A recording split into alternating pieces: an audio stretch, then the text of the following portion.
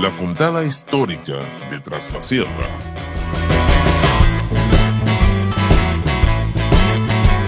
Diego Zavalla.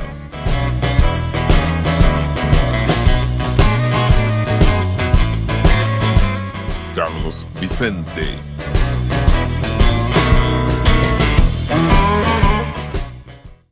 Bienvenidos una vez más, esto es la Juntada Histórica de Tras la Sierra, episodio número 8, vamos llegando a fin de año, soy el profe Carlos Manuel Vicente y me encuentro de nuevo con el profe Diego Manuel Zavalla, el gusto de saludarte Diego una vez más. Bueno, hola a todos, el saludo también para todos los que están viendo, agradeciéndoles, como siempre, el acompañamiento de este proyecto que venimos encarando a lo largo de este año y que, bueno, nos estamos acercando a fechas importantes porque es fin de año y bueno, estamos llegando a una época importante también de nuestra historia de Villa Dolores para conocerla, para aprenderla o para rememorarla en algunos casos. Y fin de año también con fechas importantes a nivel nacional y que repercuten también en lo local, que ya vamos a ir tocando, ¿no es cierto?, en los próximos videos, en este video y en los próximos. Para hoy, la propuesta es centrarse en los años que van de 1946 a 1955, y aquí seguramente muchos ya están atentos, vamos a hablar de lo que es el peronismo a nivel nacional, y por supuesto hay que hacer una contextualización de eso a nivel provincial para luego ir a lo local, que es lo que más nos interesa. Claro, porque elegimos este periodo de tiempo, 1946-1955, que obviamente a nivel nacional se condice con las presidencias de Juan Domingo Perón, con la aparición del peronismo y Juan Domingo Perón. Obviamente que eso va a repercutir en nuestra provincia de Córdoba, en todo el país, pero en nuestra provincia de Córdoba, y en particular aquí, en Villa Dolores, ¿no es cierto? Porque vamos a tener también, como sucedió a nivel provincial, una serie de comisionados primero y después intendentes que son de esta ideología, ¿no es cierto? Y es interesante saber cómo llegan al poder o cómo la ciudad se manifestó ante la llegada de lo que algunos autores dicen, no sé, sería el avance de los sectores populares en esta época. Pero para entenderlo, bueno, obviamente tenemos que hacer la contextualización, que vamos a tratar de hacerlo más o menos breve para concentrarnos más específicamente en Villa Dolores. Entre 1946 y 1955, obviamente que ocupa la presidencia en dos periodos hasta Juan Domingo Perón, desde el 4 de junio de 1946, luego de haber ganado las elecciones en febrero del año 46, él accede a la presidencia, va a ser presidente durante dos periodos, 46 al 52 y del 52 hasta el 55, hasta que, bueno, es depuesto por un golpe de Estado en septiembre de 1955. Pero estos 9 años de la presidencia de Juan Domingo Perón, obviamente se caracterizan por la aparición, por así decirlo, o la implementación de un Estado de tipo benefactor, un Estado intervencionista en materia económica, ¿no es cierto? El eslogan que utilizaba Juan Domingo Perón y el Partido Peronista, la implementación de lo que él interpretaba como la justicia social, que es un concepto que no lo inventa él, sino que se crea a mediados del siglo XIX, que se fue modificando. Aquí en Argentina el primero que lo utiliza es Alejandro Korn, el tema de justicia social, obviamente de promover lo que hablamos hace un rato, el empate social entre los diferentes sectores de la sociedad argentina. Obviamente que Perón y el peronismo en sí, es un quiebre en la historia argentina en el siglo XX, para bien o para mal, porque va a determinar en parte la política argentina de los siguientes 80 años hasta nuestros días. Y bueno, en estas presidencias, obviamente que hay un control del Estado por parte de la imagen populista, como diría Ernesto Laclau, un gran politólogo argentino, cuando lo describe Juan Domingo Perón, como un gran líder carismático, ¿no es cierto?, que concentraba todo el poder, la suma del poder en sí, ¿no es cierto?, y que, bueno, creó por sus obras de beneficencia para algunos o para otros por cuestiones pragmáticas o proselitistas, llevó a que, bueno, diferentes sectores de la sociedad lo vieran con buenos ojos a esto de implementar, en épocas de las dictaduras de Edelmiro Farrell, implementar, por ejemplo, leyes de corte laboral, la implementación de derechos básicos que no habían sido tenidos en cuenta hasta ese momento por los diferentes gobiernos eh, conservadores o liberales y radicales, ¿no es cierto? Bueno, Perón tuvo esa visión de futuro para implementarlo, obviamente que con alguna intencionalidad también personal, un gran líder pragmático, como dije recién, que se sabía adaptar a las diferentes situaciones.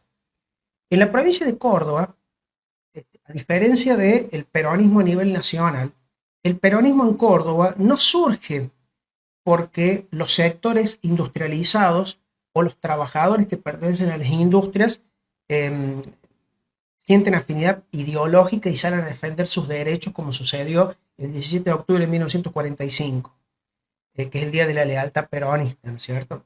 En la provincia de Córdoba, el peronismo surge, de acuerdo obviamente a análisis que han hecho enormes historiadores y politólogos como César Tach, surgen de la conjunción de tres sectores de la sociedad que están más o menos alineados con el conservadurismo de la época. Por un lado, la Acción Católica, que es un ente que funciona dentro de la Iglesia Católica en sí.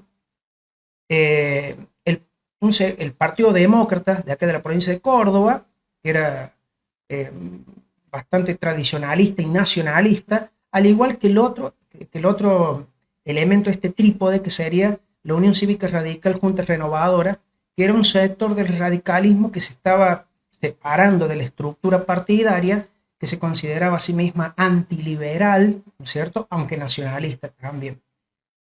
Estos tres sectores, más el laborismo, le van a dar forma al peronismo aquí en la provincia de Córdoba entre los años 43 y 45, ¿no es cierto?, junto con lo que venía haciendo Juan Domingo Perón a nivel nacional. Pero ¿qué sucede? Entre el año 46 y el año 55, Córdoba va a intentar ser peronizada, podríamos decir. Va a tener una serie de gobernadores y de interventores peronistas que tienen la tarea de formar la estructura del partido peronista, pero ya dentro del Estado, o sea, desde el Estado formar un partido político, que en parte era también lo que hacía Juan Domingo Perón cuando él ejerció la primera magistratura.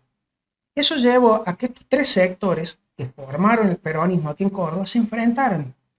Y era ingobernable la situación, más que nada porque, por ejemplo, en el año 46, cuando gana Juan Domingo Perón la presidencia aquí en Córdoba, había un gobernador que era radical de esta línea renovadora, ¿no es cierto?, que era Argentino Aucher, que, bueno, él a su manera intentaba implementar lo que era el populismo, para bien o para mal, pero era muy autoritario. Entonces eso llevó a que la provincia de Córdoba sea intervenida. Y Juan Domingo Perón decide enviar al ministro que tenía de Asuntos Políticos, un nombre bastante polémico, que era Román Subiza. Este hombre va a intervenir las provincias, las municipalidades, no va a haber elecciones como habías investigado en algunos textos que tuvimos que estudiar obviamente para elaborar el programa, y eso va a llevar que la provincia de Córdoba va a estar intervenida durante un tiempo hasta que se modifique el régimen electoral, hasta que se modifique la Constitución Nacional. Cuando se modifica la Constitución Nacional en el año 49, se va a modificar la Constitución de la provincia de Córdoba. Va a traer, por ejemplo, implementado que los gobernadores pueden ser gobernadores por un periodo de 6 años y los intendentes por un periodo de 3 años. La forma de elegir los intendentes es diferente a lo que se utilizaba con anterioridad. O sea, son modificaciones políticas que sirven para mantener una estructura de poder. Junto con Román Subiza, este personaje que va a ser interventor y a la vez gobernador de Córdoba, después van a venir, sí, una serie de gobernadores que van a surgir de las elecciones abiertas y libres, como por ejemplo el brigadier Juan San Martín, por nombrar uno, que tiene mucho que ver con la fábrica militar de aviones, con la industrialización de la provincia de Córdoba, o Raúl Lucini, que fue el gobernador que va a ser depuesto en el año 55 cuando sea la Revolución Libertadora, que cada uno a su manera van a mantener o intentar mantener la estructura de poder que había a nivel nacional. En Villa Dolores en particular, y ahí te voy a dar pie para lo tuyo, para tu tema, ¿no es cierto? Villa Dolores no va a ser la excepción. Villa Dolores va a ser intervenida. Va a haber una serie de comisionados interinos que hacen las veces de intendente, que en realidad eran nombrados por o el gobernador o el interventor de turno, porque esa es la manera de elegirlo, que eran jefes políticos. Esto se da mientras el partido peronista, que en esa época todavía no tenía ese nombre, aquí en la ciudad de Villa Dolores y la provincia, mientras se va a ir armando, se va a ir configurando, ¿cierto? Y eso, desgraciadamente, hablando de la sociedad, va a llevar a que la sociedad se polarice. Porque hay sectores que no van a aceptar lo que para algunos autores es el empate social, o sea que los sectores populares puedan acceder a la burocracia estatal, a los derechos laborales, derechos básicos, ¿no es cierto? Los derechos de primera y de segunda generación.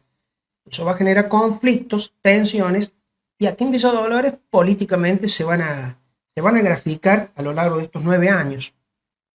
Es así, es decir, toda esta modificación de la estructura social del país ocurrida durante el peronismo va a tener su reflejo local, porque si recordamos lo que hemos visto en videos anteriores, una cuestión es Villa Dolores, Trasierra, que netamente era agrícola ganadera, con sus pequeños centros urbanos, y otra cosa, ¿no es cierto?, es el Gran Buenos Aires, la ciudad de Córdoba, el Gran Rosario, que fue otra forma en la cual el peronismo se fue configurando o apareció, digamos, como fenómeno de masas.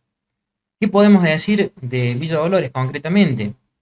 Bueno, los comisionados o los interventores municipales se van a suceder hasta que se va a hacer una elección en 1951.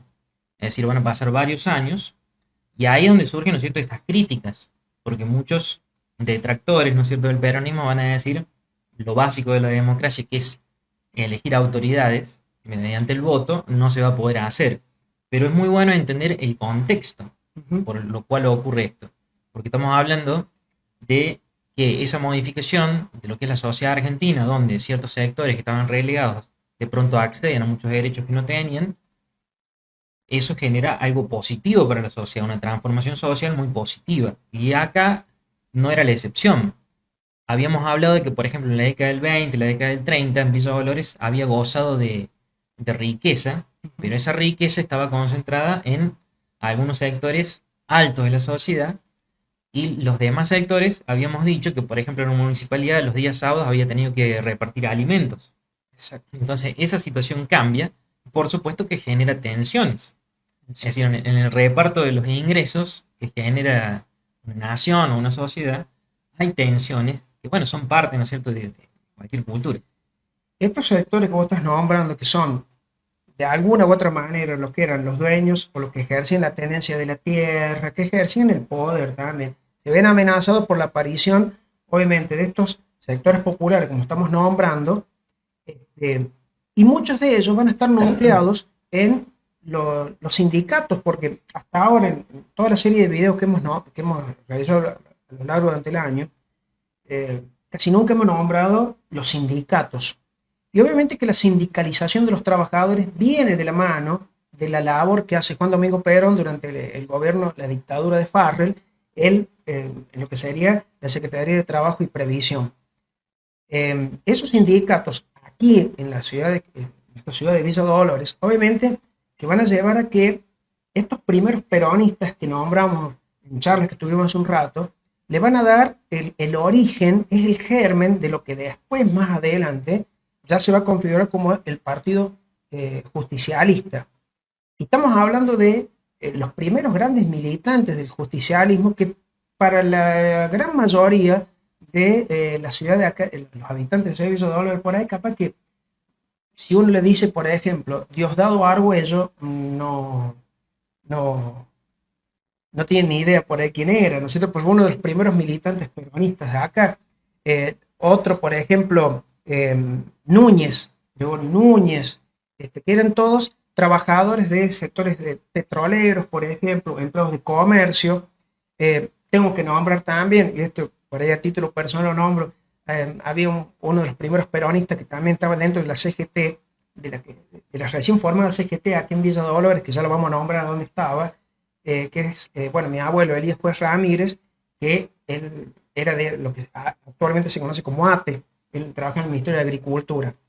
Todos estos, más otros, por ejemplo, Ochoa y tantos otros militantes, ¿no es cierto? En la década del 40 le fueron dando forma al primer peronismo de Villa Dolores, que obviamente va a generar lo que dijimos, las tensiones con estos sectores tradicionalistas.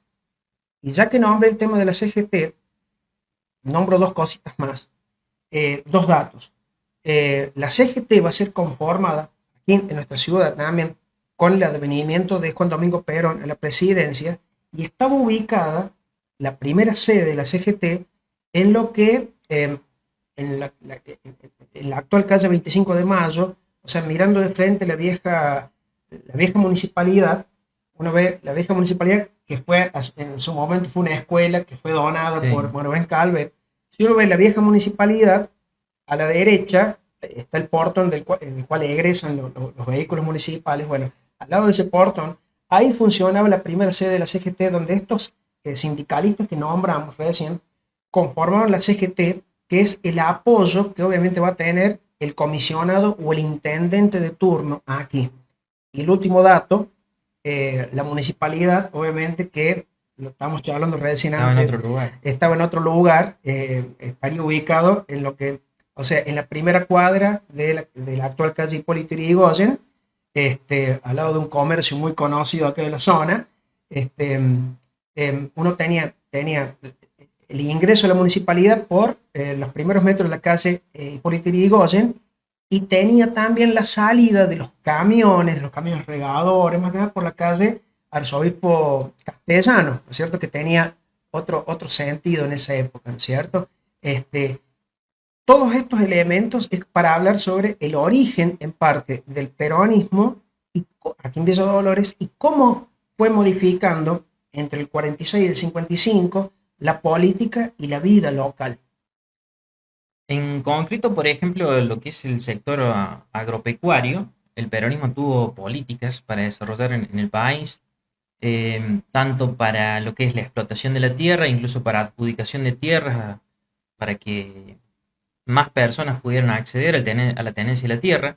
Por supuesto, ¿no es cierto?, que cuando hablamos de los grandes terratenientes, sus grandes porciones de tierra no van a ser tocadas, pero sí hay una política de fomentar al pequeño, el mediano productor, y al mismo tiempo esto de agregar valor a las producciones.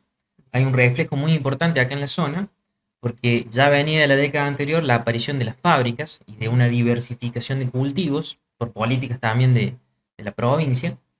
Y van a surgir, por ejemplo, las aceiteras, que va a haber tres en esta época en Villa Dolores, incluso van a continuar algunos años después.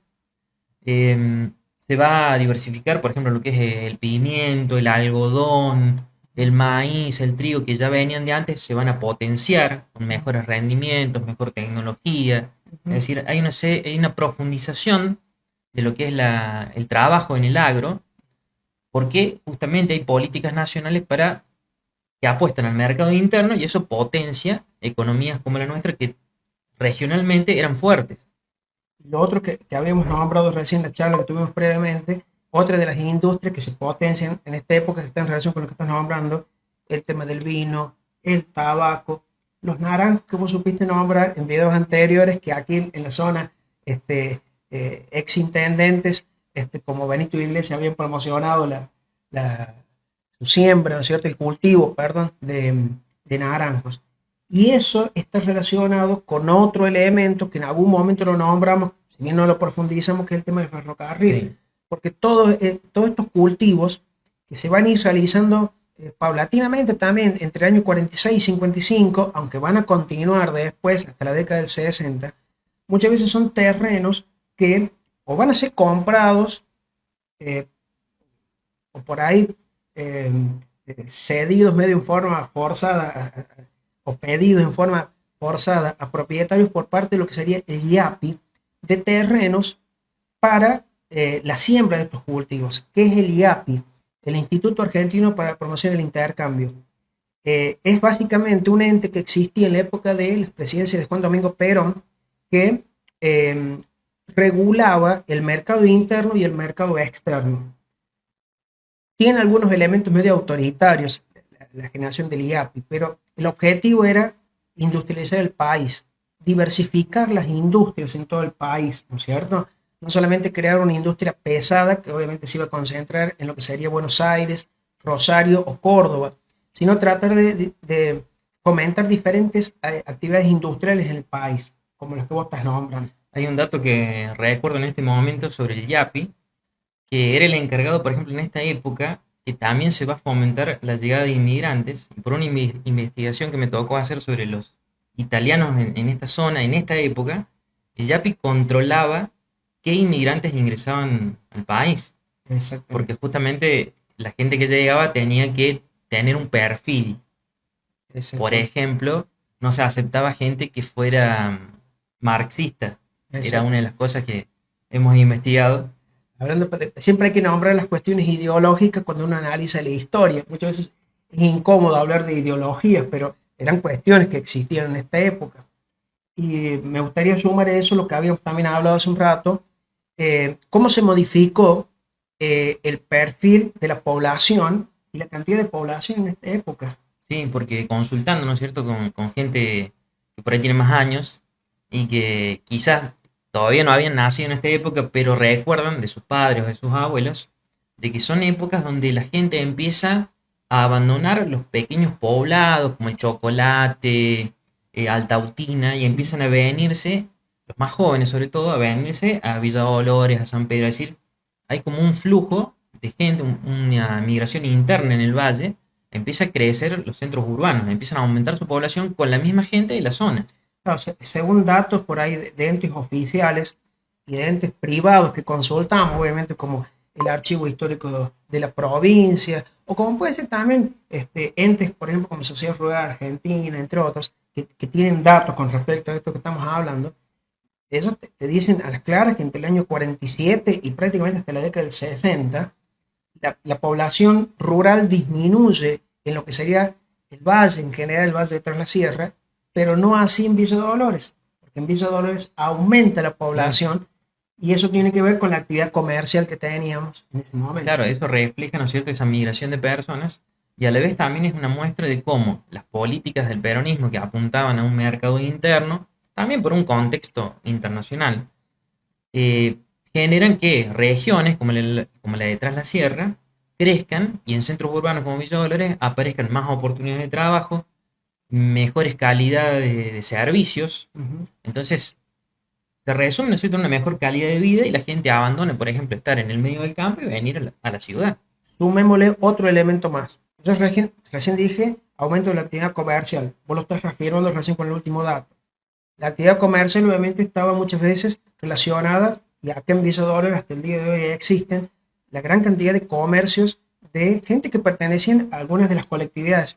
Yo voy a hacer mención en particular a los sirios que estamos radicados aquí en Villa Dolores, que uno puede ver la gran actividad comercial que fomentaron en lo que serían las actuales primeras 2 o 3 cuadras de la calle Belgrano, incluso la calle Hipólito Yrigoyen, donde funcionaron o siguen funcionando establecimientos que pertenecían a familias de sirios. Si bien antes también había establecimientos de italianos y de españoles que se dedicaban por ahí a la panadería, ese tipo de actividades. Las actividades comerciales, el comercio en sí de venta de tela, ese tipo de cuestiones, está muy relacionado con esta colectividad. Y el otro dato que tenemos que comentar es que estas políticas implementadas a nivel nacional y provincial por el peronismo, para promover el dichoso empate social, llevó a que, por ejemplo, se ampliara la burocracia estatal, o sea, los empleados estatales.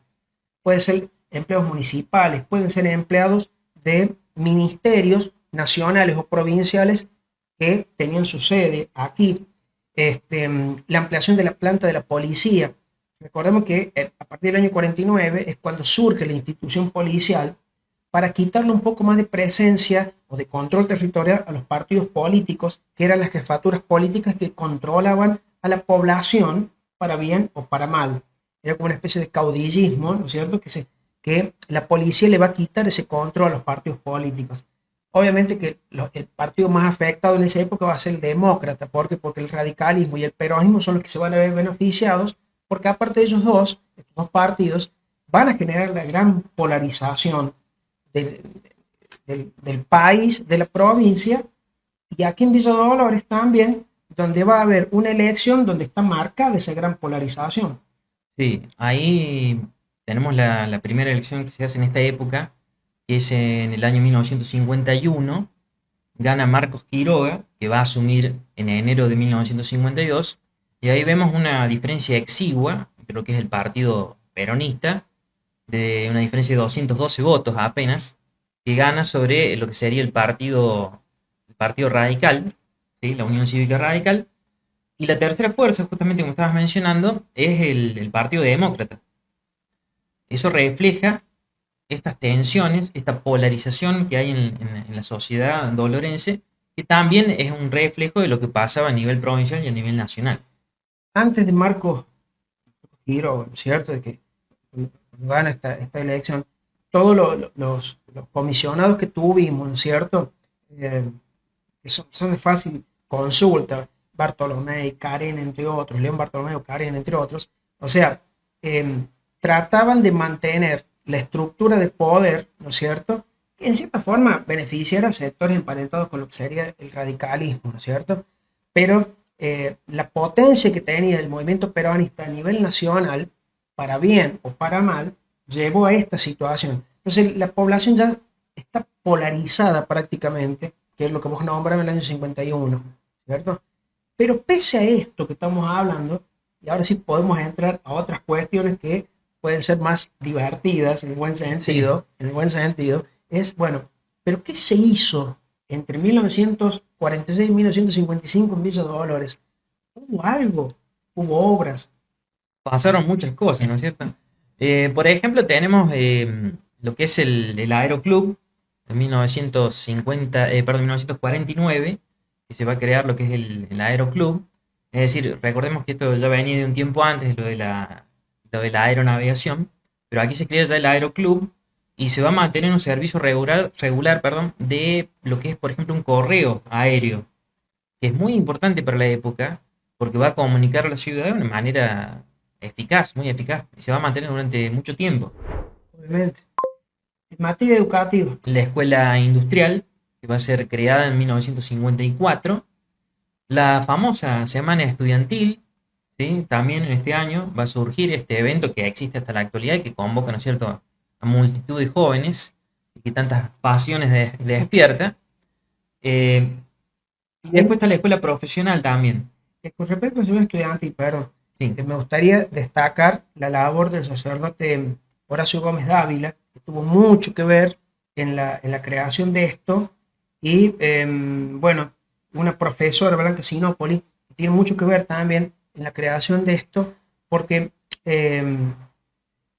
respondían a ciertas ideas que la acción católica, que estuvo en su momento cercano al peronismo, ya a partir del año 52, 53, se empieza a alejar del partido sí. peronista.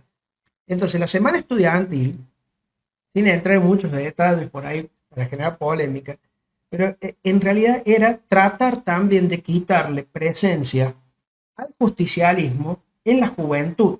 Porque recuerden que la juventud en esa época, más que nada los estudiantes secundarios, estaban nucleados en lo que era la UES, Unión de Estudiantes Secundarios, ¿no es cierto? Entonces estaba muy politizado el ambiente en esa Claro. época. La Iglesia Católica, a través de la acción, de la acción católica, ¿no es cierto?, la institución, este, eh, bueno, decide esta patriada, por así decirle, de crear esta semana estudiantil que, a ver, esto lo pueden consultar tranquilamente diferentes textos, ¿no es cierto? Obviamente, himnos, las serenatas matutinas que había, entre otros eventos, ¿no es cierto?, fueron llevando a que, bueno, se volviera una tradición que solamente va a ser interrumpida, según algunos divulgadores e historiadores locales, En el año 55, cuando fue la Revolución Libertadora, el gobierno, la dictadura que va a deponer al gobierno de perdón, de Juan Domingo Perón, va a ser el único año que se suspendió, ¿no es cierto?, la semana estudiantil. Y lo otro que vos estabas nombrando, lo de la escuela profesional de mujeres, que se va a crear según un decreto en el año 55, pero se va a implementar en el año 57, son dos escuelas, junto con la escuela industrial, que responden también a las ideas económicas a nivel nacional, que era la sustitución de importaciones. Para sustituir las importaciones necesitamos industria nacional. Y para que haya industria nacional tiene que haber trabajadores que se dediquen a la industria. Tanto lo que sería la actual escuela industrial como la ya desaparecida escuela profesional, que en el año 93 se van a fusionar, cumplían esa función: crear profesionales de las industrias en diferentes tareas. Primero para hombres, en el caso de lo que sería la escuela industrial, que en esa época también se llamaba ENET número 1, y la escuela profesional, o ENET número 2, que era más que nada para mujeres. Hasta que, vuelvo a repetir, se funciona en el año 1993, cuando las escuelas nacionales pasan a las órbitas provinciales. Responde también, ¿no?, a una visión de sociedad. Como decía, se quería construir una sociedad con un sentido que apostaba a la industria, al mercado interno, y con todos los beneficios que va a generar para muchos sectores amplios de la sociedad durante una época. Después, ¿no es cierto?, los análisis que se pueden hacer, y por eso también esto del peronismo genera tanta controversia o diferentes vertientes de análisis, múltiples versiones se pueden dar, ¿no es cierto?, de lo positivo y lo negativo de este modelo, incluso de si se puede sostener en el tiempo o no, o de si la forma de implementar esta sustitución de importaciones después no se puede sostener porque en sí genera, digamos, tiene como una contradicción. Pero bueno, esas son cuestiones para analizar, ¿no es cierto?, en otro video. En otros videos. Algo que estamos hablando, me gustaría compartir obviamente con ustedes, es que, bueno, los medios de comunicación, que eran muy escasos.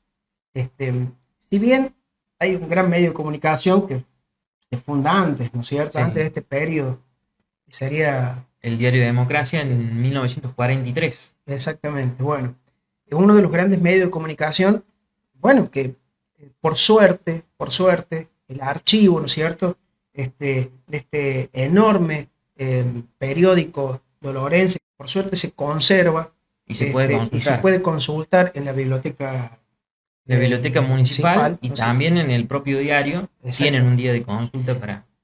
Ahí está las fuentes, obviamente, para consulta, que tenemos los historiadores, los periodistas, que tendrían que consultarlo muchas veces también, o sea, para conocer cómo era el pasado, para interpretar nuestro pasado, pero no era el único medio.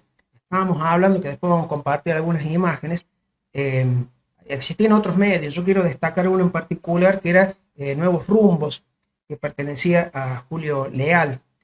Tanto él con su esposa editaban este diario, que tenía su sede en lo que sería la esquina de Miguel Iñarro y Mendoza, que Mendoza vendría a ser la actual calle 25 de Mayo. Era un diario que, al igual que el diario Democracia, en diferentes momentos contaron con enormes periodistas como Carlos Tomás López, Catolo, un destacadísimo periodista, que supo trabajar también en la cooperativa Sembre, que tuve la suerte de conocer porque mi papá trabajaba en Sembre, ahí lo conocí, este gran periodista dolorense, e incluso alguien que está, un poeta como Guiñazú Álvarez, que publicó sus primeros poemas en este periódico Nuevos Rumbos, que también supo publicar en el diario Democracia, que obviamente que está muy relacionado con un evento que va a venir en la década del 60, que lo vamos a hablar en otros videos, que es el Encuentro Internacional de Poetas, ¿no es cierto?, algo muy típico acá, muy tradicional de nuestra ciudad. Es una época, digamos, de esplendor, de crecimiento económico, empujado por esto que decimos, ¿no es cierto?, lo que es el mercado interno, la generación de pequeñas y medianas empresas, es decir, la industria, y de la búsqueda de un perfil de ciudadanos, si se quiere, en ese sentido. Es decir, con políticas nacionales que ven su reflejo en lo local.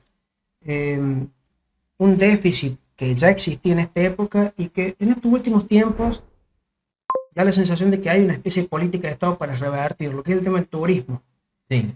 Villa Dolores, por más que contaba con el ferrocarril, o sea, y que tenía ya en existencia algunos hoteles Sí, célebres, ¿no es cierto? sí, que tenían Este, que ver directamente con lo que es el ferrocarril. exactamente. Bueno, es algo que no se explotaba debidamente, ¿no es cierto? Más allá de que el ferrocarril en la década del 50 y después del golpe de Estado del 55, desgraciadamente va a cambiar, va a ser deficitario, no se va a invertir demasiado en modernizar por ahí la flota de los vagones, ¿no es cierto? Más allá de ciertos problemas que incluso había para sacar la producción, porque mucha de la producción que salía del ferrocarril estaba destinada obviamente a sacar, por ejemplo, el tema del carbón, por así decirlo, que les restaba espacio para sacar otros productos de aquí de la zona. Eso también perjudicaba a la hora de tener vagones para la llegada de turistas, sumado a que Villa Dolores no tenía en sí una política, podríamos decir, de Estado para fomentar el turismo, ¿cierto? Ese por ahí sería un déficit que observamos en esta época, no solamente hasta el año 55, sino que va a continuar unos años después. Pero también había polémicas casi al final, ¿no es cierto? Este periodo que estamos analizando, el periodo de las intendencias peronistas. Hay una polémica que ahí con eso vamos creo que a cerrar, pero hay un dato que se nos faltó mencionar sobre el ferrocarril, que en esta etapa va a ser nacionalizado. Sí. Es decir, en el año 1948 todos los ferrocarriles argentinos van a pasar a manos del Estado argentino y particularmente aquí el tren que llegaba pertenecía, ¿no es cierto?, a lo que era el Buenos Aires al Pacífico, Ujú. porque iba desde Buenos Aires hasta Chile, llegaba, se conectaba por supuesto la línea que llegaba a Villa Dolores con Villa Mercedes San Luis y de ahí se Ujú. podía llegar a Chile o a Buenos Aires. Ujú. Y va a pasar a llamarse Ferrocarril General San Martín, por una decisión también del Estado Nacional de darle nombres de próceres de nuestra historia, ¿no es cierto? Exactamente. Eh, bueno, de todas maneras, digamos, mucha gente lo recuerda como el ex VAP, le decían. Exactamente. Se conservan por ahí gente como recuerdos, ¿no es cierto? Souvenirs, donde dicen Exactamente. los clavos, por ejemplo, con los cuales se clavaban los durmientes que tienen ese logo. Ese lo. Es un dato que había quedado ahí al pasar que me parece importante contar. Y las polémicas, ¿Cuándo no? con mito y leyenda incluido, ¿no es cierto? Porque, bueno, estas tensiones de las cuales hablamos, tienen ahí su reflejo hacia el final de la etapa peronista con este golpe de Estado del 55. Pero antes de eso, ¿qué sucedió acá con la Claro, intendencia? poco tiempo antes, ¿no es cierto? Se elige un nuevo intendente, va a ganar Felipe Cheli Ujú. por el Partido Radical, la Unión Cívica Radical, pero va a tener un gobierno, va a asumir un gobierno muy breve. Va a poder gobernar apenas 6 días, según dicen las fuentes, porque bueno, algunas decisiones que él toma, por ahí poco diplomáticas, van a generar un conflicto con los gremios, sobre todo el municipal, y se va incluso a involucrar a la iglesia, bueno, todo eso va a generar que termine a los 6 días renunciando. Exactamente. Y eso es una muestra más, porque esto sucedió en junio del Sí, 55. Si bien unas semanas después, a nivel nacional, se va a empezar a gestar un malestar muy grande en contra del gobierno de Juan Domingo Perón, se va a manifestar en la marcha de Corpus Christi, ¿no es cierto? El bombardeo de la Plaza de Mayo, con el intento de asesinato de Juan Domingo Perón, y que después todo va a decantar en el golpe de Estado que se va a iniciar el 16 de septiembre del año 55 en la ciudad de Córdoba, encabezado por entonces general Eduardo Leonardi, que va a determinar el renunciamiento de Juan Domingo Perón el 20 de septiembre y la asunción de este dictador, Leonardi, el 21 de septiembre, junto con un grupo de seguidores que para el peronismo va a traer ciertos malos recuerdos, porque entre ellos estaba, bueno, por un lado Isaac Rojas y Pedro Eugenio Aramburu, que, bueno, desgraciadamente va a ser la persona que torpemente, de un punto de vista personal y político, creo que hay que decirlo, va a intentar eliminar el peronismo a través de decretos, ¿no es claro. cierto?, en época de dictadura. Entonces, esa tensión que se ve a nivel nacional se refleja en nuestra ciudad con el, la, la, breve intendencia, obviamente, de Felipe Cheli, porque obviamente la intendencia va a ser intervenida nuevamente, ¿no es cierto?, por el gobierno provincial, en este caso de Raúl Lucini, peronista, ¿no es cierto?, que fue el último gobernador peronista hasta esa época, ¿no es cierto?, hasta el golpe de Estado del 55. Pero para cerrar, ¿no es cierto?, muestra las claras las tensiones que se vivían no solamente en nuestra sociedad dolorense, sino a nivel nacional. Pero pese a todo esto que estamos hablando, se generaron obras, nos quedaron otras por nombrar. Por ejemplo, en el año 1951 se implementa la construcción del hospital regional, que se va a inaugurar después en la década siguiente bajo otro signo político, pero la construcción del hospital regional de acá de Villa Dolores, que se inicia en 1951, estaba enmarcado dentro de lo que sería el primer plan quinquenal. La constructora de la familia Estrada eran uno de los que estaban involucrados en esta construcción de este hospital, que le va a cambiar en parte la vida, la sanidad, por así decirle, no solamente de Villa Dolores, sino de toda la región. Es algo que hasta el día de hoy, ¿no es cierto?, muy necesario. Pero hasta el día de hoy es el hospital, ¿no es cierto?, de cabecera en la región ante urgencias, ¿no es cierto? Bueno, eso va a surgir, obviamente, la construcción en esta época, ¿no es cierto? O sea, la ciudad se expande, la actividad comercial se expande, la actividad política genera polémica, hay grandes obras en materia educativa, en materia sanitaria, todo lo que estamos nombrando, el cambio de la fisonomía, por así decirlo, de la actividad agrícola, ¿no es cierto?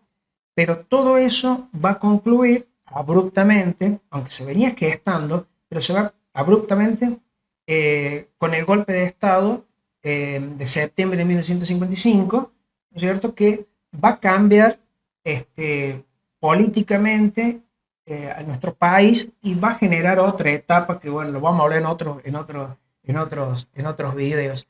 Pero Villa Dolores, a pesar de todo, en estos años de intendencias peronistas, podríamos decir, sí, dentro de todo, siguió creciendo y se termina ya de instalar definitivamente como el centro comercial, el centro donde están los grandes entes nacionales y provinciales de referencia, como el Ministerio de Agricultura, Ministerio de Minería, ¿no es cierto?, que son actividades que tienen mucho que ver, que le cambiaron la fisonomía al Valle de Tras la Sierra y a nuestra ciudad. Hay una consolidación de lo que es Villa Dolores como ese centro administrativo, político, comercial en lo que es el oeste de la provincia de Córdoba. A mí lo que me gustaría decir a modo de reflexión para el final es de que siempre encontramos de lo que es la historia argentina, la historia de Córdoba, su reflejo en Villa Dolores. A veces cuesta porque, bueno, hay que ir e investigar, hacer un trabajo de campo, pero siempre lo encontramos. Es decir, a veces pareciera de que la historia local no está conectada con lo que pasa a nivel país, pero si uno empieza a investigar, va encontrando los reflejos y ahí nos damos cuenta de que Villa Dolores es Argentina, es así. Claro, y un dato más, conocer la historia nuestra no es solamente lo que suele decir yo el dato pintoresco, porque por ejemplo, algo que estábamos hablando antes de hacer el video, la municipalidad en esta época de los gobiernos peronistas habían implementado lo que sería una especie de radiodifusora, por así decirlo, o la difusión de música, programas y propagandas, obviamente municipales, a través de la instalación de algo tan simple como parlantes en los alrededores de nuestra Plaza Mitre. O sea, ese dato pintoresco está buenísimo, porque sí, obviamente eso genera también que algún abuelo, o por ahí algún bisabuelo que vivió esa época, te comente la anécdota y te diga, sí, es así, y era muy lindo porque uno salía a recorrer la Plaza Mitre con los naranjos hermosos que había, pero también claro, está bueno saber que todo eso está determinado, para bien o para mal, por la política, que eso es algo que sucede hasta nuestros días. Pero la política no puede generar una división en la sociedad, porque cuando hay división en la sociedad no avanza. Y a pesar de la polarización de esta época, la sociedad dolorense, como sea, pero siguió avanzando. Y eso demuestra que somos, como dijiste vos también en otros audios, comentando la famosa frase, somos una tierra de porvenir, ¿cierto? y creemos que hasta el día de hoy eso existe. Por eso lo sostenemos como comunidad. Y es parte también de una identidad propia, que más allá de lo que pase a nivel nacional o provincial, siempre tenemos nuestra impronta. Bueno, eso ha sido lo que este video, ¿no es cierto?, los años del peronismo en Villa Dolores. Invitarlos a que visiten el canal, por supuesto, vean todos los videos que hemos hecho a lo largo del año, pero también que se metan en el sitio web y lo que tenemos últimamente, que es la trivia, donde pueden participar contestando preguntas sobre la historia de Villa Dolores. Hago esta cara porque obviamente somos docentes, somos profesores en historia y somos historiadores. Nos gustaría tomar pruebas, pero no podemos. Entonces, bueno, Carlos hemos creado también estas trivias con preguntas sobre historia de Villa Dolores, ¿no es cierto? Que, vuelvo a repetir lo que acaba de decir Carlos, los invitamos a que visiten nuestro sitio web y se animen. Y se animen a responder. Participar. ¿Sí? Lo bueno de la trivia, digamos, que en el caso que uno se equivoca, te cuenta, digamos, cuál es la respuesta correcta y es una manera de aprender algunos datos. Algunos son datos de color y otros son datos políticos, sociales, fechas importantes. Hay de todo un poco, ¿no es cierto? Hay varias rondas para participar y la idea es esa, de que pongan a prueba sus conocimientos y también que aprendan de paso. Así es. Los esperamos, ¿no es cierto?, en la próxima. El sitio web, perdón, la juntada histórica de traslasierra.com.ar, ese es nuestro sitio web. Y bueno, el canal, ¿no es cierto?, la juntada histórica de Tras la Sierra.